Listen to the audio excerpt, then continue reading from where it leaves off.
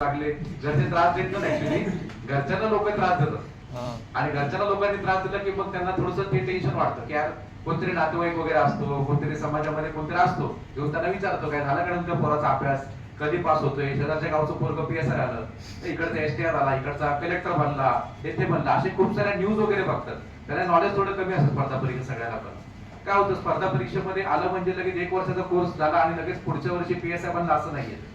ही स्पर्धा परीक्षा आहे, हे तुम्हाला लोकांना तुम्ही बघत असाल तर एक अविरत संघर्ष आहे आणि खूप मोठा संघर्ष आहे. काय नुसतं काही जानेवारी क्लासला पुण्यामध्ये आला किंवा जून मध्ये क्लासला आला आणि पुढच्या वर्षी लगेच काही पोस्ट काढली, हे थोडंसं काही गोष्टी प्रॅक्टिकली जर बघितलं तर थोडं इम्पॉसिबल पण असेल किंवा आपण त्याला म्हणूया की त्याला एक थोडा कालावधी लागतो, वर्ष 2 वर्ष 3 वर्ष.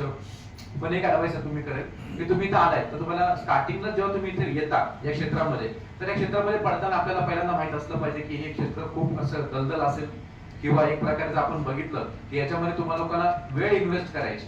आणि वेळ इन्व्हेस्ट करायची म्हणजे जर तुम्ही लोक समजा 12वी नंतर हे चालू केलं असेल तर अतिशय उत्तम, की बाबा आपल्याला first year, second year, third year हे 3 वर्ष तुम्ही कोणी एक्सटर्नल एक्झाम वगैरे देऊन तुम्ही गावाकडे काय कुणाचं काही कॉलेज असेल आणि पुण्यामध्ये बसून अभ्यास करतोय किंवा पुण्यामध्ये काही एक्सटर्नल कॉलेजेस वगैरे करून विद्यार्थी क्लासेस करतायत, अभ्यास करतायत, तर त्या लोकांसाठी खूप सोपं आहे पास होणं. कारण 3-3 वर्ष तोच अभ्यास करायचा आहे आणि डायरेक्टली जसं ग्रॅज्युएट झाला त्या नेक्स्ट इयरला अटेम्प्ट देऊन आपल्याला पास होता येईल, बरोबर. पण आपल्या ते असंख्य विद्यार्थी असे की ज्यांनी ग्रॅज्युएशन झाल्यानंतर अभ्यास चालू केला.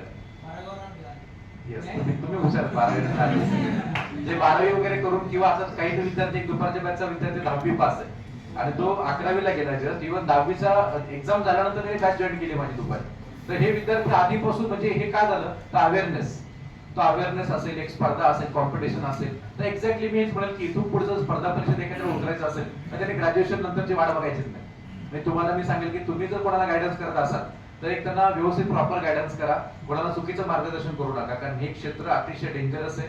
नावच स्पर्धा परीक्षा आहे आणि स्पर्धा म्हणजे या ठिकाणी 100 लोक पळताना तर एक जिंकतोय. आज आपण बघितलं तर 2-2, 2.5, 3-3 लाख फॉर्म आपल्या परीक्षांना वगैरे असतात, पीएसआय ला आपलं कंबाईंडला असेल किंवा राज्यसेवेला असेल. आणि जर नॅशनल लेवलचं आपण कॉम्पिटिशन बघितलं तर नुसतं रेल्वेला तुम्ही बघा तर 1-2 कोटी अर्ज येतात. हा, पण ते 1-2 कोटी अर्ज आले म्हणजे काही सगळेच अभ्यास करतात असं नसतं.